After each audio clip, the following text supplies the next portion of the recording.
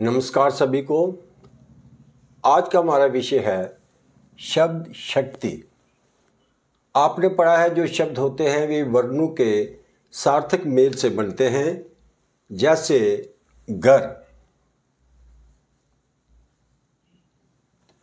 इस घर में दो वर्ण हैं, ग और र। घर का अर्थ है रहने का स्थान। ये वर्णों का सार्थक मेल है। इसका एक विशेष अर्थ है। जो वर्ण होते हैं जो भाषा की मूल इकाई होते हैं। जहाँ जो शब्द शक्ति का अर्थ है यह है शब्द की ताकत, उसकी क्षमता।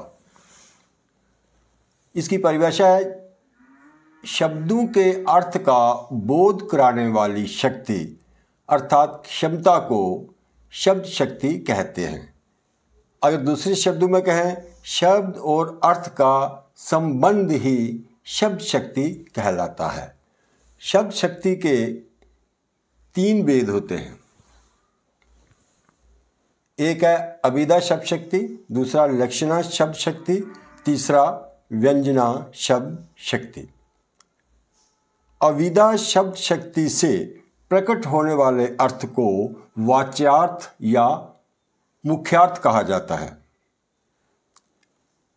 इसी तरह लक्षणा शब्द शक्ति से प्रकट होने वाले अर्थ को लक्ष्यार्थ कहते हैं, लक्ष्यार्थ।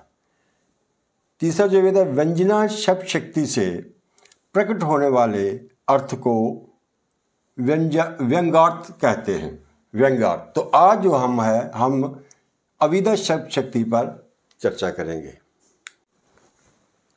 अभिधा शब्द शक्ति शब्द की जिस शक्ति से उसके परंपरागत प्रचलित अर्थ का बोध होता हो उसे अभिधा कहते हैं, अभिधा शब्द शक्ति कहते हैं।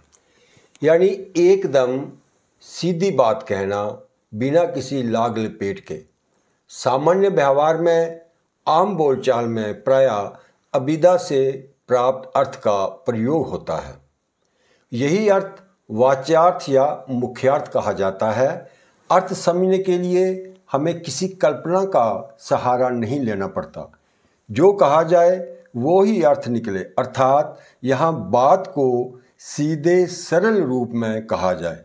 जैसे ये राम का घर है। इस वाक्य में देखें, जो घर है ये रहने का स्थान है, मतलब रहने के स्थान को घर कहते हैं।